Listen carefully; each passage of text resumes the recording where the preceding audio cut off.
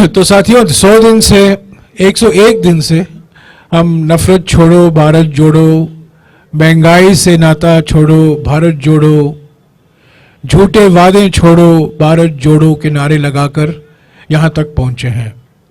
आज यहाँ एक और नारे के आधार पर यह प्रेस कॉन्फ्रेंस किया जा रहा है। प्रधान चुप्पी तोड़ो भारत जोड़ो, और इसके बारे में आपको पवन खेरा जी संबोधित करेंगे। प्रधानमंत्री चुप्पी तोड़ो और खास तौर से चीन पर चुप्पी तोड़ो भारत जोड़ो। पवन खेरा जी। धन्यवाद जयराम जी। देश परेशान है, आक्रोशित है और हैरान है कि क्या कारण है प्रधानमंत्री किसी सवाल का जवाब देने को तैयार नहीं है। चीन पर संसद में चर्चा करने को तैयार नहीं है। 2 दिन पहले मैं और हमारे प्रभारी जयराम रमेश जी आपसे मुखातिब हुए थे, इसी मुद्दे पर हुए थे। हमने कई महत्वपूर्ण बिंदु इसमें उठाए थे। प्रधानमंत्री के चीन से जो घनिष्ठ संबंध हैं, आज से नहीं है, पिछले 20 सालों से जो उन्होंने संबंध चीन से बनाए हैं, चीन के राष्ट्रपति से बनाए हैं।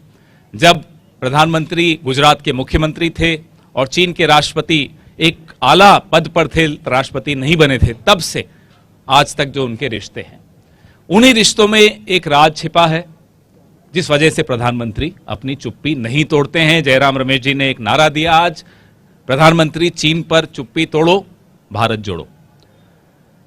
मैं आपको 2013 में जो एक कैबिनेट डिसीजन मनमोहन सिंह सरकार ने लिया था, बड़ा महत्वपूर्ण निर्णय था, माउंटेन स्ट्राइक कोर, 90,000 सैनिकों का एक विशेष दस्ता, चीन के खतरे को दिमाग में रखते हुए यह निर्णय लिया गया था कि माउंटेन स्ट्राइक कोर बनाई जाए। 2013 में यह निर्णय हुआ। 2014 में हमारी सरकार जाने से पहले इसका एक डिवीजन बना कर गई, जिसके हेडक्वार्टर पश्चिम बंगाल में है। दूसरा डिवीजन पठानकोट में बनना था, सरकार बदल गई। चीन परस्त प्रधानमंत्री आ गए, नरेंद्र मोदी। मैं उनको चीन परस्त बोलता हूं, कारण है मेरे पास, हम सबके पास बहुत कारण है उनको चीन परस्त बोलने के। तो चीन परस्त प्रधानमंत्री नरेंद्र मोदी जी जब से प्रधानमंत्री बने, जो पठानकोट में माउंटेन स्ट्राइक कोर का दूसरा डिवीजन बनना था वो रोक दिया गया, फंड्स नहीं दिए गए, दूसरा डिवीजन नहीं बना, माउंटेन स्ट्राइक कोर को ठंडे बस्ते में डाल दिया गया। हम प्रधानमंत्री जी से पूछते हैं, जवाब दीजिए, दबाव किसका था आप पर? क्या चीन का दबाव था? आप अपनी ही सेना को कमजोर करने पर क्यों तुले हुए हो? क्या दबाव है आप पर चीन का? हमें मालूम है कि राष्ट्रीय स्वयंसेवक संघ प्रतिनिधिमंडल भेजता था चीन, हमारी सरकार थी तब भी ये चीन भेजते थे अपने प्रतिनिधिमंडल को। वहां 10-10 दिन, 15-15 दिन, 1-1 महीने की बैठकें चलती थी। हमें नहीं मालूम क्या चर्चा होती थी उस पर। एक गैर राजनीतिक संगठन है, एक सांस्कृतिक संगठन है, इसका क्या काम है चीन से जाकर बातचीत करने का? हमें मालूम है कि 2014 में 13 नेता भारतीय जनता पार्टी के पार्टी स्कूल में गए। पार्टी स्कूल क्या है? चीन की कम्युनिस्ट पार्टी का एक स्कूल है। वहां ट्रेनिंग लेने गए, शिक्षा लेने गए। चीन की कम्युनिस्ट पार्टी से भारतीय जनता पार्टी के नेता शिक्षा लेने क्यों जाते हैं? क्या शिक्षा मिलती है उन्हें कि लौटकर आते हैं, माउंटेन स्ट्राइक कोर को रोक दिया जाता है, इसमें निर्णय लिए जाते हैं। मैंने आपको पिछले हफ्ते बताया, इसी हफ्ते बताया था दौसा में, कि कैसे चीन की कंपनियों को उपकृत किया जा रहा है, उनको ठेके दिए जा रहे हैं, ब्लैकलिस्टेड कंपनीज को ठेके दिए जा रहे हैं, गुजरात में दिए जा रहे हैं, पूरे हिंदुस्तान में दिए जा रहे हैं। प्राइम मिनिस्टर केयर फंड में उनसे पैसा लिया जा रहा है। अनाप शनाप हरकतें हो रही हैं, हमें किसी को देश में जानकारी नहीं मिल रही। विवेकानंद फाउंडेशन किसकी फाउंडेशन है? इस देश की नीति निर्धारण करने वाले कुछ लोग हैं जो रीढ़ की हड्डी हैं इस देश की, इस सरकार की। दोवल साहब की एक फाउंडेशन है, विवेकानंद फाउंडेशन। उसके क्या रिश्ते हैं चीन से, हम ये जानना चाहते हैं। प्रधानमंत्री चुप्पी तोड़िए, बताइए क्या रिश्ते हैं आपके खास जो हैं विवेकानंद फाउंडेशन के जो कर्ता धर्ता हैं डोवल साहब। दूसरी फाउंडेशन है, इसी सरकार का उस पर पूरा वरदहस्त है, इंडिया फाउंडेशन। संघ के काफी लोग उसमें जुड़े हुए हैं। उसके क्या रिश्ते हैं चीन से? बार बार चीन क्यों जाती है वो फाउंडेशन? आज मैं आपको एक और खुलासा करने वाला हूं, महत्वपूर्ण खुलासा है, इस देश के लिए जरूरी है यह जानना। इस देश के विदेश मंत्री के सुपुत्र जिस फाउंडेशन को हेड करते हैं, उसके एक यूनिट को हेड करते हैं अमेरिका में, उस फाउंडेशन को चीन की एम्बेसी से एक बार नहीं, दो बार नहीं, तीन तीन बार पैसा मिला है। अभी हाल ही में मिला है। क्यों मिला है? क्या कारण है? क्या कारण है कि पूरी सरकार चीन पर चुप हो जाती है?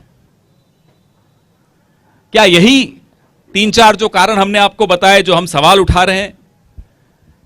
हम जब भी इनसे पूछते हैं, टीवी डिबेट्स में पूछते हैं हम में से कुछ लोग, कि चीन पर अचानक चीन इतना सक्रिय क्यों हो गया बॉर्डर, तो भारतीय जनता पार्टी कहती है कि साहब हमने बॉर्डर इंफ्रास्ट्रक्चर पे काम शुरू कर दिया जो पहले कभी नहीं हुआ था, इसलिए चीन थोड़ा घबराया हुआ है, बौखलाया हुआ है। उस पर भी मैं आज आपको कुछ तथ्य बताता हूं।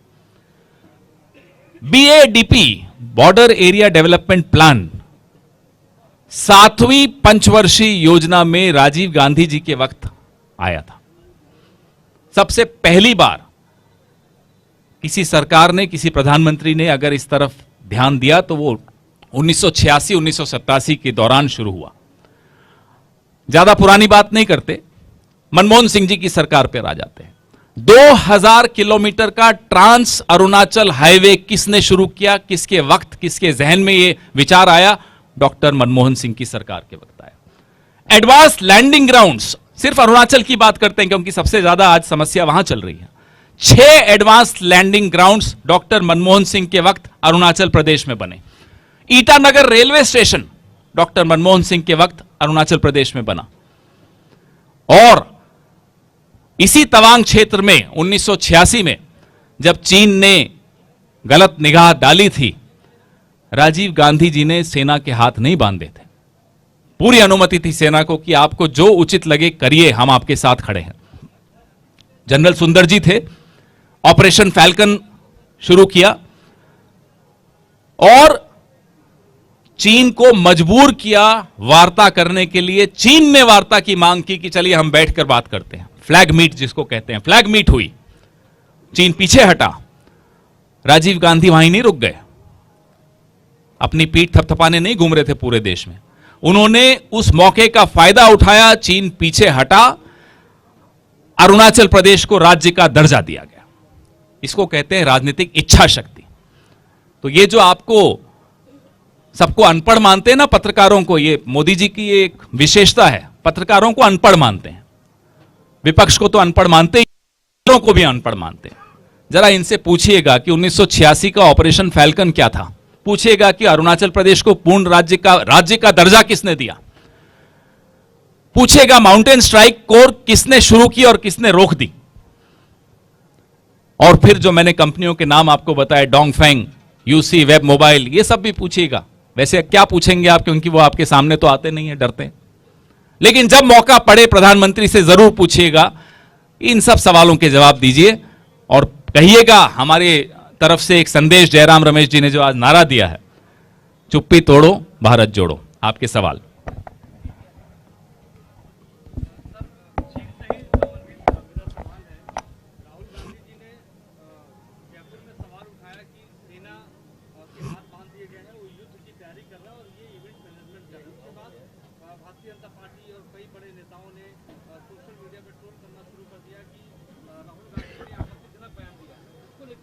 अरे आप जो कर रहे हैं वो आपत्तिजनक है, उस पर किसी को टिप्पणी नहीं करनी। हम तो सिर्फ बता रहे हैं कि जो आप कर रहे हैं वो गलत है, सेना के हाथ बांध रहे हैं, सेना को कमजोर कर रहे हैं। एक वीर सेना और एक कायर राजा, बताइए सीमाएं सुरक्षित कैसे रह सकती हैं? हमारी आपत्ति राजा की कायरता से है। हमारी आपत्ति इससे है कि एक कायर राजा ने एक वीर सेना के हाथ बांध दिए हैं। तभी मैं आज आपको ऑपरेशन फैल्कन की बात याद दिला रहा हूं।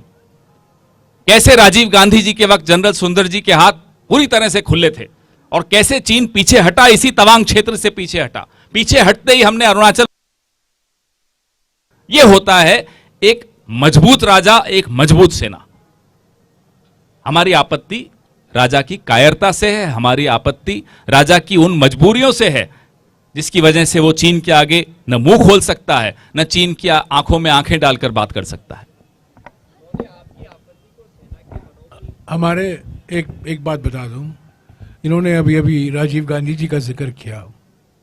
एक वो प्रधानमंत्री थे जिन्होंने यूनियन टेरिटरी को पूरा दर्जा दिया और अलग से राज्य बनाया, अरुणाचल प्रदेश।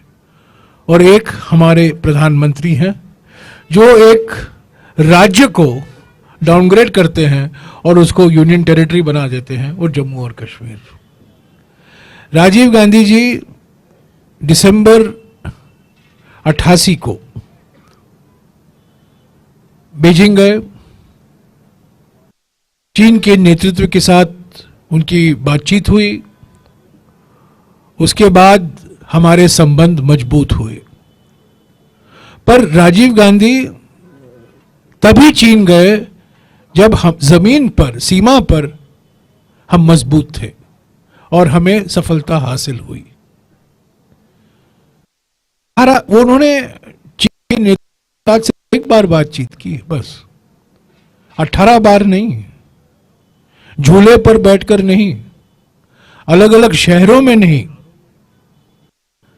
पर जो समझौता हुआ चीन के नेता डंग शाओपिंग और राजीव गांधी जी के बीच में दिसंबर 1988 में, उसके बाद 1993 में सीमा समझौता हुआ जब नरसिम्हा राव जी प्रधानमंत्री थे, जब 3 साल बाद 96 में जब देवेगौड़ा जी थे एक और समझौता हुआ, उसके बाद 2002 अटल बिहारी जी बीजिंग गए, एक और समझौता हुआ। यानी कि दिसंबर 1988 के बाद हमारे संबंध मजबूत होते गए। आर्थिक संबंध मजबूत हुए, सीमा पर हमारे जो प्रतिनिधि हैं, विशेष प्रतिनिधि, उनके बीच में बातचीत शुरुआत हुई। पर यह सब 2020 में ये कांड समाप्त हो गया। अप्रैल 2020 के बाद एक नया चैप्टर खुल गया। उसके पहले जो कुछ हुए हैं चीन ने भूल गए, और जो लाइन ऑफ एक्शन कंट्रोल है सीमा पर, चीन ने अपने ही मनमर्जी उसको बदल दी। और आज जो जमीन भारतीय जमीन है, जो भारत का हिस्सा है, उस पर कब्जा लेकर बैठे हुए हैं। और प्रधानमंत्री ने तो उनको क्लीन चिट दे दिया है। 20 जून 2020 को उन्होंने कह दिया ऑल पार्टी मीटिंग में, बाहर से कोई आया है न कोई आया है न कोई बैठा है।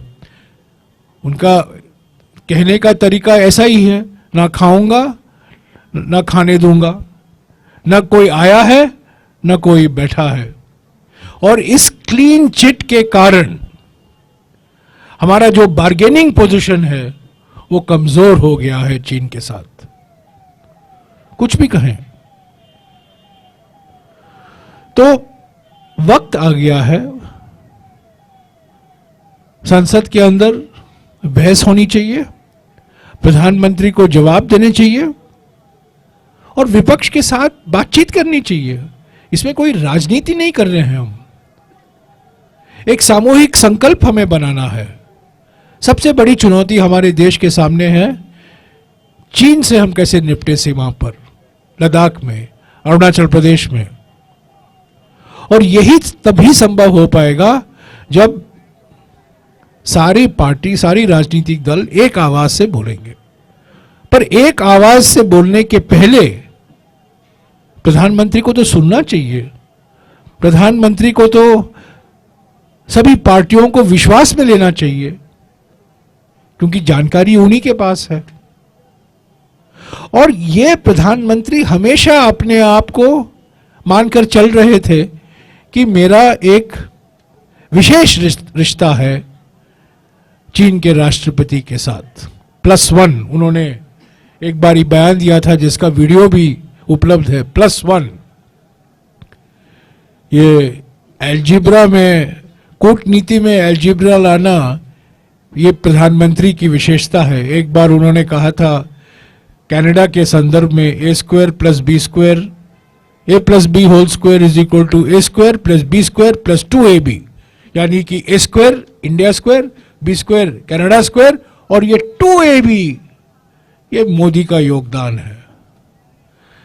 वैसे ही उन्होंने कहा था चीन के संदर्भ में +1। वो वीडियो है, अगर आप चाहते हैं मैं आपको भिजवा सकता हूं। तो अपने आप को जो, और आरएसएस के बड़े बुद्धिजीवी लोग हैं जो अखबारों में लिखते रहते हैं, राम माधव जैसे बुद्धिजीवी लोग हैं, चीन के बारे में बहुत कुछ लिखते हैं, किताब भी लिखे हैं। तो अभी वक्त आ गया है, कई सवाल हमने उठाए हैं। कल खरगे जी ने कई सवाल उठाए हैं, चीन पर चर्चा होनी चाहिए। चीन पर, चाइनीज टी पर नहीं, चीन पर चर्चा होनी चाहिए। मैंने भी कुछ सवाल उठाए हैं, पवन जी ने भी कुछ सवाल उठाए थे, आज भी हम सवाल उठा रहे हैं। पर इन पर चर्चा, बहस होनी चाहिए लोकसभा में और राज्यसभा में। जवाब रक्षा मंत्री को नहीं, विदेश मंत्री को नहीं, जवाब प्रधानमंत्री को देना है। और चीन के बारे में हर एक प्रधानमंत्री ने पार्लियामेंट में बयान दिया है, बहस में भाग लिया है। पंडित नेहरू से लेकर सभी, अटल बिहारी वाजपेयी, मनमोहन सिंह जी, देवेगौड़ा, नरसिम्हा राव, इंदिरा गांधी, राजीव गांधी, सभी लोगों ने पार्लियामेंट में विस्तार से चीन के साथ क्या संबंध होने चाहिए, क्या चुनौतियां हैं, उस पर उन्होंने बहस में भाग लिया है। परंतु ये पहले प्रधानमंत्री हैं जो बहस से भागते हैं, बहस होने नहीं देते हैं, और चीन शब्द उनके मुंह से निकलता ही नहीं है। ये बड़ी अजीब सी स्थिति है।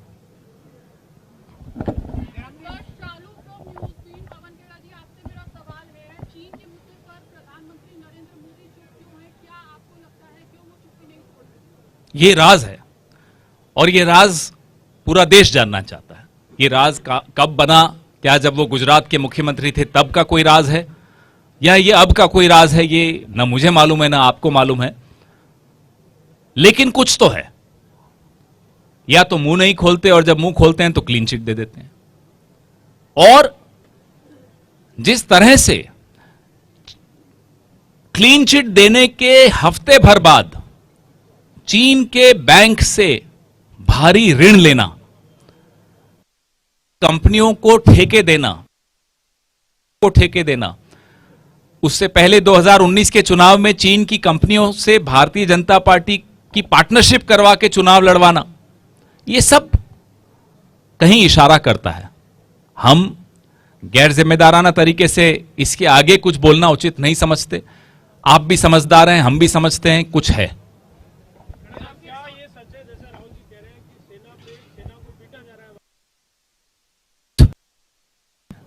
हमारी मजबूत सेना है। नहीं, राहुल जी ने जो कहा वही मैं बता रहा हूं, आप सुनना भी उचित लगता है मुझे कि आपको सुनना भी चाहिए। मैंने आपको उदाहरण दिया कि कैसे 1986 में जब तवांग में यह हुआ तो सेना के हाथ नहीं बांधे गए थे। हमारे 20-20 शहीद सैनिकों की शहादत को एक तरह से नकार देते हैं। यह क्लीन चिट का क्या मतलब हुआ? आपने अपनी ही सेना की शहादत को नकार दिया। उस शहादत का खुलेआम सरेआम अपमान करते हैं। आप बताइए, सेना के हाथ बंधे हैं या नहीं बंधे हैं? माउंटेन स्ट्राइक कोर को आप रोक देते हैं, बताइए सेना के हाथ बांधे या नहीं बांधे? एक तरफ सेना वहां मजबूती से लड़ रही है, उनको पीछे खदेड़ रही है चीन के लोगों को, चीन की सेना को। दूसरी तरफ आप डाइनिंग टेबल से उठकर झुक झुक कर सलाम करते हैं चीन के राष्ट्रपति को, बताइए सेना के पर क्या गुजरती होगी उस वक्त, हाथ बांधे या नहीं बांधे। तो राहुल जी बिल्कुल, इस सरकार ने सेना के हाथ बांध दिए हैं, नहीं तो इस सेना को कोई रोक नहीं सकता। एक वीर सेना, एक कायर राजा, यह इस देश की कहानी है पिछले 7 साल की। सर एक सवाल था, सर सोल्यूशन क्या है सर? आप मतलब चाइना का इंक्रोचमेंट बढ़ रहा है, what the solution you think? Question 1। Question 2, कल बीजेपी ने प्रेस कॉन्फ्रेंस करी और उसमें राहुल गांधी को जय कहा, तो बीजेपी ने जो कहा उसका जवाब मैंने दे दिया, जयराम जी ने भी कल दिया। सॉल्यूशन से पहले प्रॉब्लम है, यह बात सरकार को स्वीकार करनी होगी, और अगर उनको कोई दिक्कत है स्वीकार करने में तो हम लोगों को एक सुझाव देना चाहते हैं। आप सब पत्रकार हैं, आपको ले चलें 20 अप्रैल 2020 से पहले जहां हमारी सेना पेट्रोलिंग करती थी, चलिए पूरी टीम को ले चलिए, क्या आज वहां पेट्रोलिंग हो रही है? इस सवाल का जवाब आंखों देखी करते हैं। हम सरकार से आग्रह करते हैं कि सारे पत्रकारों को वहां लेकर जाएं, अपनी देश की सीमाएं, अपने देश के पत्रकार हैं, क्या आपत्ति होनी चाहिए? 2 दिन की यात्रा करिए, देखिए कि क्या पेट्रोलिंग पॉइंट नहीं बदला, बफर जोन नए घोषित हुए या नहीं हुए। हमारे तो बड़े पिन पॉइंटेड स्पेसिफिक सवाल हैं। हम आपसे आग्रह करते हैं कि सरकार पर दबाव डालिए कि साहब हमें ले चलिए और इन सवालों का जवाब ढूंढिए। जब आपको समस्या दिख जाएगी फिर समाधान की बात अवश्य करने को हम तैयार बैठे हैं। प्रधानमंत्री हैं कि 2 साल हो गए लगातार चीन ने और कई सीमाओं पर फ्रंट खोल दिया। ऑल पार्टी मीटिंग तो छोड़ दीजिए, संसद तक में चर्चा नहीं कर रहे हैं, तो चर्चा ही नहीं होगी तो समाधान कैसे निकलेगा? मैं और आप चर्चा करके समाधान निकाल भी देंगे, वहां से वो क्लीन चिट दे देंगे, वहां से वो कहेंगे नहीं कोई घुसा ही नहीं है, तो कैसे समाधान निकलेगा? तो पहला सुझाव यह है पत्रकारों को वहां ले जाएं। एक सेकंड सर, नहीं, सॉल्यूशन, 1 मिनट, सॉल्यूशन देना हमारा काम नहीं है, हमारी जिम्मेदारी नहीं है, सरकार की जिम्मेदारी है। हम क्या कर सकते हैं? हम यही मांग कर सकते हैं कि इस पर बहस हो, हमको एक ना कि हमें पूरी जानकारी तो मिली ही नहीं है, पूरी जानकारी मिलनी चाहिए ना सभी पार्टियों को। पार्टियों, पंचायत मत बुलाइए, पार्टी के नेताओं को बुलाइए और सीक्रेट इन कैमरा सेशन करवाइए, पूरी जानकारी दीजिए, बहस करवाइए पार्लियामेंट में। उस जानकारी के आधार पर कुछ संवेदनशील तथ्य आप पब्लिक में नहीं लाना चाहते हैं, पार्टियां जिम्मेदार नेता हैं, वो जानते हैं क्या कहना है और क्या नहीं कहना है। तो ये सॉल्यूशन सरकार के हाथ में है, पर पहला कदम, अगर आप एक आम सहमति बनाना चाहते हो, आप एक सामूहिक संकल्प दिखाना चाहते हो दुनिया को और खास तौर से चीन को, तो बहस करवाइए, चर्चा कराइए लोकसभा में, राज्यसभा में। मैं कितने बार कहूं, मैं थक गया हूं। 60 साल पहले चीन का आक्रमण हो रहा था और 170 सांसदों ने लोकसभा और राज्यसभा में चर्चा में भाग लिया। प्रधानमंत्री दोनों सदनों में बैठे थे, सुन रहे थे अपनी सरकार की कड़ी आलोचना, और चीन का आक्रमण हो रहा था। नवंबर 8 और नवंबर 20, 1962 के बीच में लोकसभा और राज्यसभा मिला। और पवन जी ने आपको ये जानकारी दी और मैंने इसका पूरा ट्वीट भी डाला है परसों।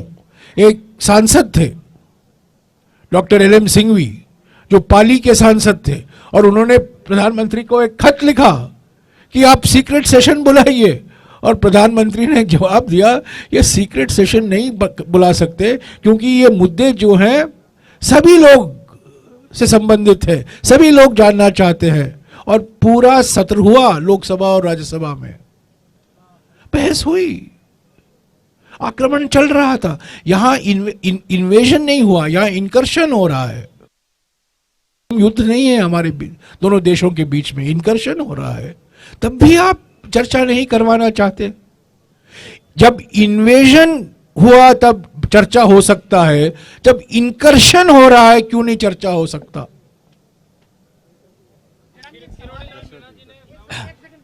एक सेकंड।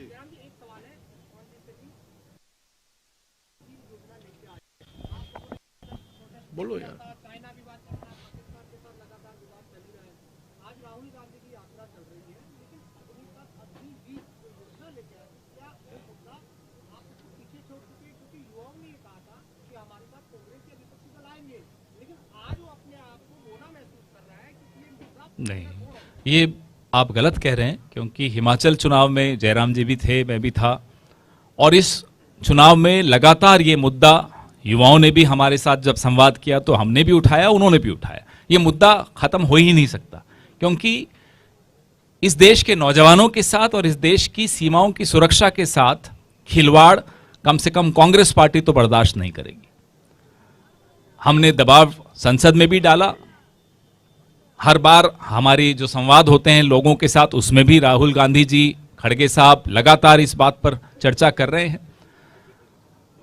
सरकार किसानों के मामले में कैसे पीछे हटी थी, ये ऐसा मुद्दा है, जवानों के मामले में भी सरकार को पीछे हटना होगा। हम अग्निवीर योजना के खिलाफ थे, हैं और रहेंगे। अग्निवीर हमारे सेना को मजबूत नहीं करता, कमजोर करता है। हम अग्निवीर योजना के खिलाफ लड़ते रहेंगे। 2024 में अगर हम सत्ता में आएंगे तो अग्निवीर योजना को हम समाप्त करेंगे।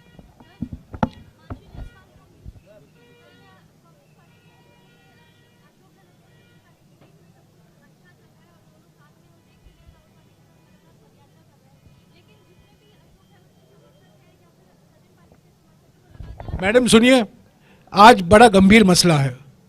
हम चीन के बाद बात कर रहे हैं, जो आप कह रहे हैं ना बाद में हम बात करेंगे। एक ही विषय लीजिएगा प्लीज। और मैं कई बार इसके बारे में बोल चुका हूं, कह चुका हूं, इन सवाल का जवाब दे चुका हूं। अभी चीन के बारे में हम बात करेंगे, प्लीज इसको डाइवर्ट मत करिए। प्रधानमंत्री डाइवर्शन में एक्सपर्ट हैं, आप उनके रास्ते पर मत चलिएगा, डाइवर्ट मत करिएगा प्लीज।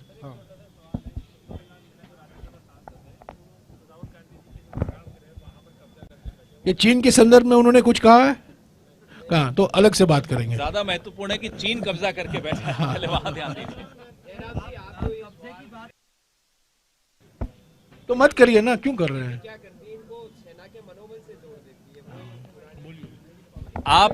आप भी समझदार हैं, देश के लोग भी समझदार हैं, लोग भी समझदार हैं, लोग भी समझते हैं कि जिस देश में एक ऐसी सरकार थी जिसने विश्व का भूगोल बदल दिया, न हमारी सेना को भारतीय जनता पार्टी के सर्टिफिकेट की आवश्यकता है और न कांग्रेस को भारतीय जनता पार्टी के सर्टिफिकेट की आवश्यकता है।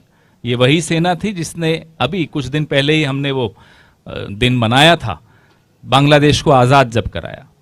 तो जिस सेना ने भूगोल बदल दिया वो विश्व का, वो बीजेपी के ऊपर मोहताज है क्या सर्टिफिकेट की? सेना को नहीं चाहिए कोई सर्टिफिकेट बीजेपी से, कांग्रेस को तो खैर कतई नहीं चाहिए। आपने सही सवाल पूछा। मैं एक चीज़ बता दूं जिसके बारे में कम लोगों को जानकारी है। जब हम चीन की बात उठाते हैं संसद में और संसद के बाहर, अगर कोई कांग्रेस नेता उठाता है तो तुरंत बीजेपी कहती है 1962 में क्या हुआ, 1962 में क्या हुआ, यही उनका कहना है। 1962 में क्या हुआ, 1962 में क्या हुआ हम लोग सब जानते हैं, वो इतिहास है। उस पर कई किताब लिखे गए हैं, उस पर रिपोर्ट आया है, उस पर कई लंबी चर्चा हुई है। 1962 के बाद हम समझते हैं कि 1962 के बाद 1965 में हमें पाकिस्तान से युद्ध हुआ और 1971 में बांग्लादेश के संदर्भ में एक और युद्ध हुआ। पर 1965 और 1971 के बीच में चीन के साथ भी एक छोटा सा युद्ध हुआ था नाथुला में। ज्यादा लोग आज भूल गए हैं, यह भी हमारे इतिहास का एक अंग है।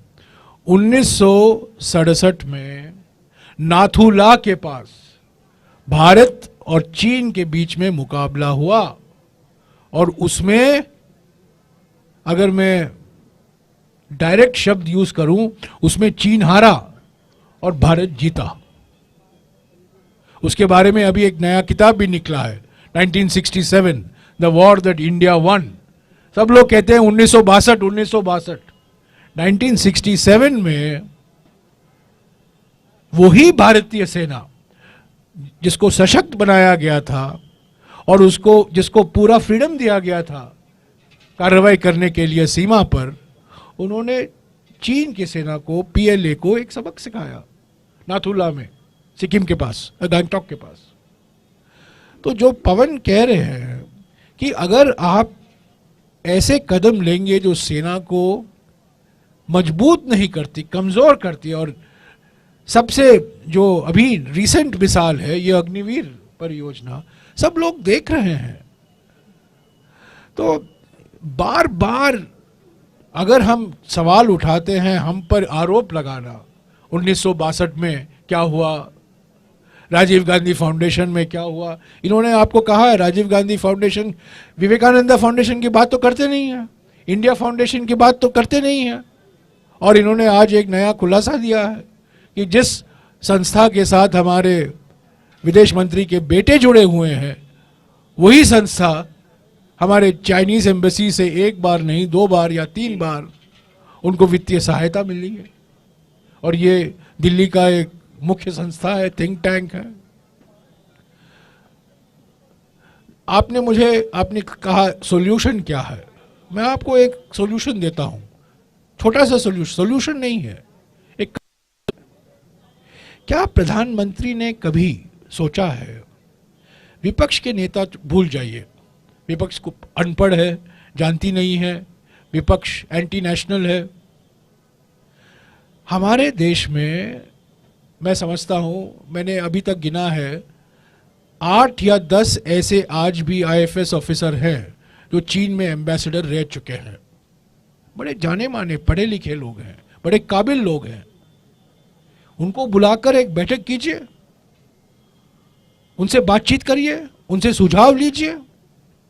परसों दिन एक ही ऐसे व्यक्ति, श्याम सरन जी, जो विदेश सचिव भी रहे हैं और चीन के मामले में बड़े विशेषज्ञ माने जाते हैं, उन्होंने किताबें लिखी हैं, उन्होंने लंबा आर्टिकल लिखा है हिंदुस्तान टाइम्स में, कई सुझाव दिए हैं। ऐसे बहुत से लोग हैं, शिवशंकर मेनन हैं, हमारे खुद विदेश मंत्री एम्बेसडर रह चुके हैं चीन में, वो तो प्रधानमंत्री को तो मिलते ही रहते हैं, उनको छोड़िए। गौतम बम्बा वाले हैं जो पुणे में हैं,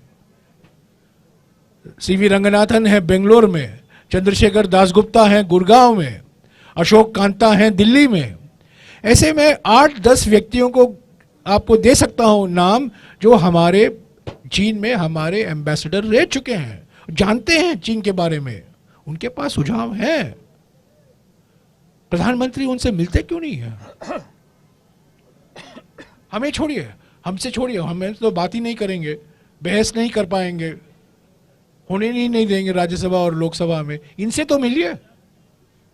जो नाथुला की बात जयराम रमेश जी ने कही और बड़ी सही जगह पर बैठकर की, मेजर जनरल सगत सिंह यहीं से थे, जिनको चीन ने धमकाया कि ये इलाका खाली करिए, उन्होंने 1 सेकंड नहीं लगाया, उनको कड़ा जवाब दिया, खाली नहीं किया। तो भारतीय जनता पार्टी की राष्ट्र विरोधी जो आदतें हैं वो मैं आपको दिखाऊं।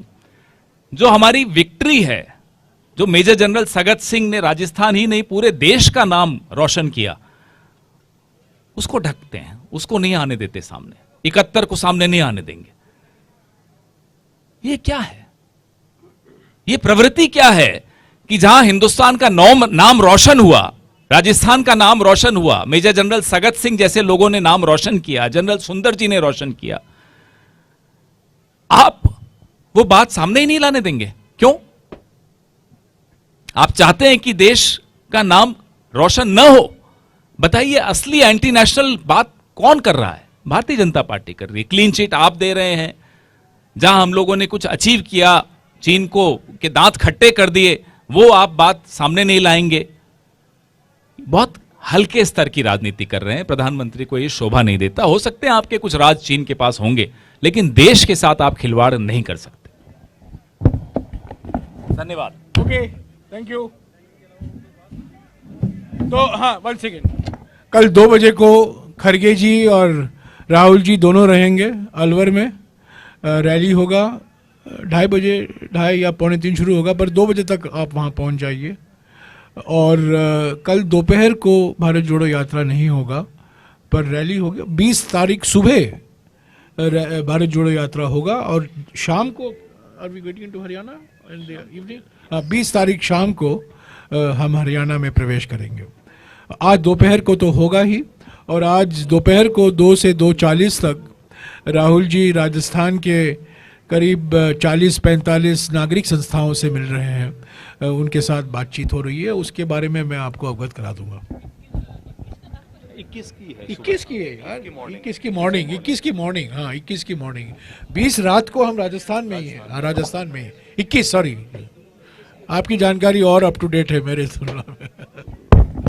Okay, thank you.